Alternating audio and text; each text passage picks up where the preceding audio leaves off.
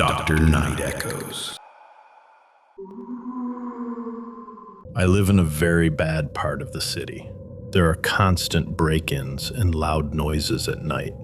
Because of this, I bought a small camera for my bedroom. I put it on my dresser so it could see the whole room, including my bed.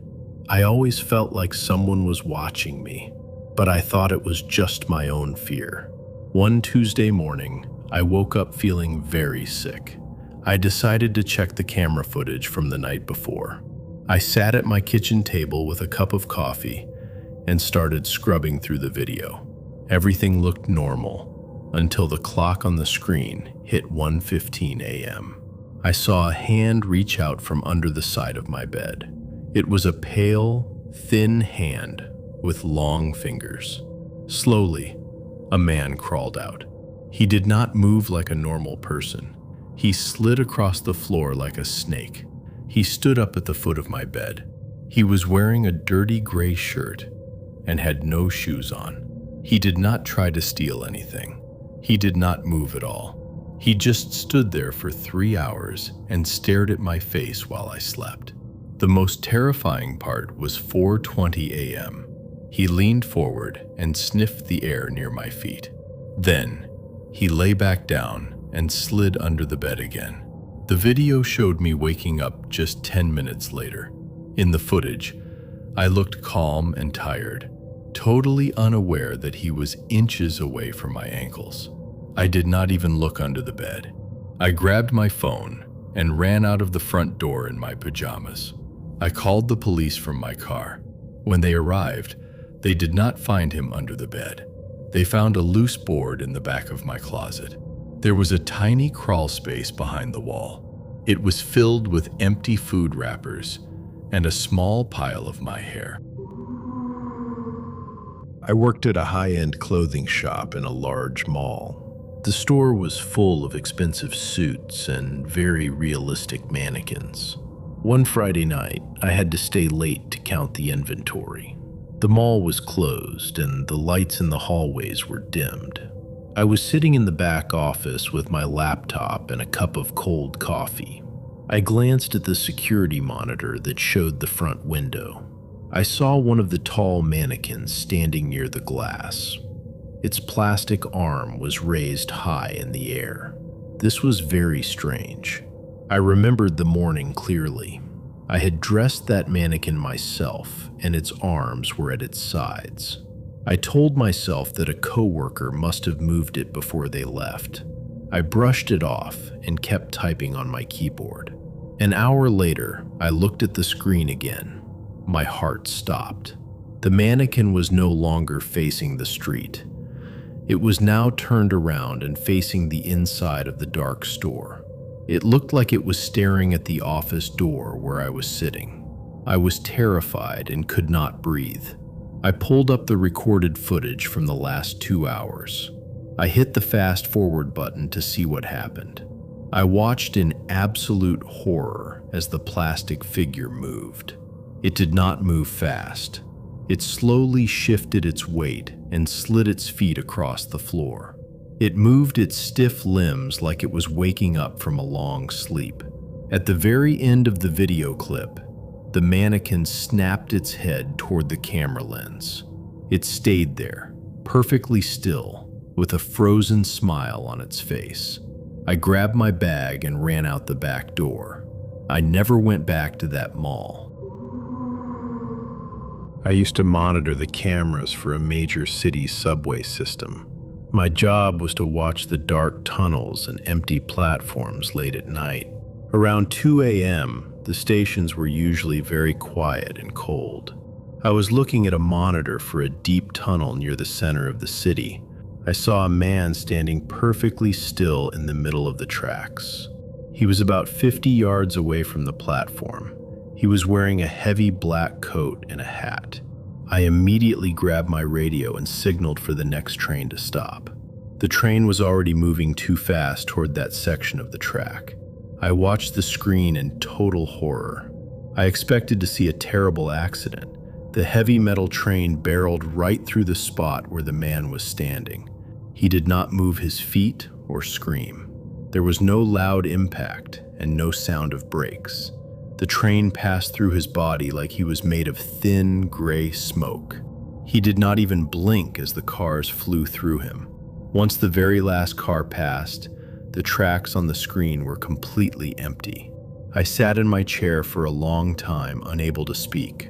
I sent a maintenance crew down to check the tracks with heavy flashlights. They walked the entire length of the tunnel. They found absolutely nothing on the ground. There was no body, no torn clothing, and no blood. There were only a few rats running near the third rail. The crew told me the tunnel was empty and safe. I went back to the office and watched the recording one more time. In the video, the man turned his head just before the train hit him. He looked at the camera and mouthed my name. I worked as a night guard at a large history museum for 3 years. One Tuesday night, I was sitting in the security office. I was watching the black and white monitors on the wall. I saw a tall, dark figure standing in the middle of the Egyptian room. It looked like a black statue I had never seen before. It was much taller than a normal man. I checked the inventory list on my desk. There was no new statue scheduled for that wing. I thought a coworker was playing a prank on me. I grabbed my heavy flashlight and walked toward the hall. I kept my eyes on the monitor as I moved.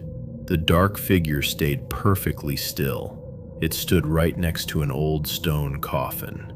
As soon as I stepped into the room, I shined my light at the spot. The space was completely empty. There was nothing there but the cold floor. I felt a sudden freezing breeze pass by my face. It smelled like old dust and wet earth. My hair stood up on my arms. I ran back to the security office to check the videotape. I sat down and hit the rewind button. On the screen, I saw myself enter the room. The dark figure was still there on the video. In the footage, I was standing only 2 inches away from it. I looked around the empty room on the screen. The figure slowly turned its long head toward the camera. It had no eyes, but it had a wide, white smile. It looked directly into the lens and waved at me. I did not finish my shift. I left my keys on the desk and walked out. I never went back to that museum again. I bought a Ring camera because my packages kept disappearing. My neighborhood is usually quiet, but the theft was getting worse. Last Friday, my phone buzzed at 3:12 a.m. It was a motion alert for the front porch. I stayed in bed and pulled up the live video feed. I expected to see a regular thief. Instead, a person was standing so close to the lens that I could see the fabric of their black hoodie. The hood was pulled very tight around their head. My blood turned to ice when I looked at their face. There were no eyes. There was no nose or mouth. It was just a flat, smooth piece of pale skin stretched over a skull. I stopped breathing and stared at the screen. Then, a tiny sound came through my phone's speaker. It was a very dry, thin whisper. The thing was saying my name. It said it over and over. It didn't sound like a person talking. It sounded like wind blowing through dead leaves. The figure leaned its weight against my front door. It stayed there for 3 long hours.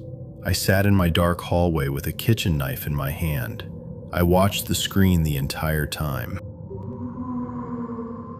I monitor the docks at a busy shipyard for a living. We use special thermal cameras to see heat in the dark. These cameras show people as bright orange shapes against the cold blue water. One rainy Friday night, I saw a very bright heat signature on my monitor. It was a man in a heavy suit walking toward the edge of the pier. He did not stop or look around. He walked right off the wooden edge and fell into the deep, black water. I grabbed my radio and called the Coast Guard for an emergency rescue. I kept my eyes on the thermal screen to help the divers find him. I expected to see him struggling to swim to the surface. Instead, the bright orange shape stayed at the very bottom. The heat signature did not rise at all. It kept moving forward on the seafloor. The man was walking underwater as if he was on dry land. He moved with steady, heavy steps through the mud. The divers reached the exact spot and shined their lights down. They reported back that they found nothing but sand and old trash. The heat signature on my screen never stopped. It walked until it reached the middle of the deep harbor. Then, the orange shape suddenly blinked out like a light bulb. The divers came back up and said the water was freezing. They told me no human could survive down there for more than a minute without a tank. I checked the camera recording when I got back to the office. In the video, the man stopped walking for a second before he vanished. He looked up through the water, directly at my camera. He waved a pale, glowing hand at me and then dissolved into the dark. I worked the late shift at a massive shipping warehouse for 3 years. I spent my nights in a small office watching the security monitors. One rainy Thursday, I saw a dark shape on the screen. It was a tall, human figure walking down the main shipping aisle. I waited for the overhead lights to click on, but the room stayed dark. The figure moved through the shadows without triggering a single sensor. It walked straight toward a solid concrete wall. I watched in total shock as the black mass passed right through the heavy wall. It went into the large refrigeration unit like the wall was made of smoke. I grabbed my heavy metal flashlight and ran out to the floor. I thought maybe a real person had broken into the building. The floor in that section of the warehouse is always covered in a very fine layer of gray dust. It comes from the wooden pallets we move all day. I shined my light exactly where I saw the figure walking. There was not a single footprint in the thick dust. The surface was perfectly smooth and undisturbed. I ran back to the security office to watch the videotape again. It was clear as day on the monitor. A solid black mass was walking exactly where I had just stood. In the video, I saw myself walk right over the spot. The dark figure was standing directly behind me in the footage. It had its long, smoky hands resting on my shoulders while I looked at the floor. I did not feel a thing at the time, but my skin crawled as I watched the screen. I did not finish my shift that night. I left my badge on the desk and never went back. I am a night watchman at a very old cemetery. It is usually a very quiet job. Most nights I just sit in my small stone office and watch the gate cameras. One foggy Tuesday night, the motion light at the front entrance clicked on. I looked at the monitor and saw a woman standing right outside the bars. She was wearing a long, white wedding dress. The dress looked very old, with thick lace and a heavy veil. It was 2 a.m., and she was standing perfectly still in the mist. I grabbed my keys to go tell her the grounds were closed. As I reached for the door, I saw something impossible on the screen. The woman did not climb the gate. She did not try to squeeze through the bars. She simply walked straight through the solid metal. The iron did not move, and she did not slow down. She passed through the gate like it was made of thin air. I stayed in my office, too afraid to move my legs. I watched her on the different cameras as she moved toward the back of the cemetery. She floated toward the oldest section, where the graves from the 1800s are kept. She stopped at one small gray headstone and looked down. Then, she slowly sank into the grass. She did not dig. She just disappeared into the solid earth, like water soaking into sand. The next morning, I walked to that exact spot. The grass was flat and undisturbed. I leaned down to read the name on the old stone. It belonged to a young woman who died in 1892. The date on the stone was her wedding day. I quit my job that afternoon and never went back. We were installing new thermal cameras in a massive warehouse. These cameras see heat instead of light. Humans show up as bright red or yellow shapes on the screen. It was very late, and only 3 of us were left in the building. I was sitting at the main monitor in the small security office. The warehouse was mostly dark and very quiet. I saw a bright red shape sitting on a wooden pallet. It was at the very top of a 30-foot metal rack. It looked exactly like a person sitting with their legs dangling over the edge. I grabbed my radio and called my coworker Mike. I told him to take the scissor lift up to the top shelf. I watched the screen as the lift moved higher and higher. Mike got closer to the bright red heat signature. I could see the heat from the lift and the heat from the person on the same monitor. As soon as Mike reached out his hand to touch the spot, the red shape on the screen changed. It shattered into 1,000 tiny dots and simply disappeared. There was no one there anymore. Mike yelled down to me from the top of the rack. His voice sounded very thin and shaky. He said it was freezing cold up there, even though the heaters were on. He told me he felt a heavy, cold hand brush against his shoulder while he was reaching out. He looked everywhere, but there was nobody in sight. I looked back at the monitor and saw a tiny, glowing red handprint on Mike's jacket. It stayed there for a few seconds and then slowly faded away into the blue. We stopped working and left the building immediately. I still wonder who was sitting up there in the dark, watching us work from the ceiling. I used to work as a security guard at a state hospital. The building was old. We had one patient who stayed in room 302. He was a quiet man, but he was always afraid. Every night, he pushed his call button and cried. He told the nurses that a tall man made of shadows stood in the corner of his room. He said the man had no face and just watched him breathe. The doctors said it was just part of his illness. They gave him medicine to help him sleep, but he still screamed every night at 2 a.m. One Friday night, I was sitting in the dark security booth. I was watching the hallway cameras on a large monitor. The hospital was very still. At exactly 2:14 a.m., I saw something move on the screen. A dark figure stepped out of room 302. It was very tall and shaped like a human. It did not look like a person wearing clothes. It looked like it was made of thick, black smoke. It moved slowly down the hallway toward the nurse's desk. I grabbed my radio and called the floor nurse. I told her a patient was out of his bed and walking in the hall. I watched the monitor as the nurse walked out of her office. She walked straight toward the dark figure. She did not stop or look around.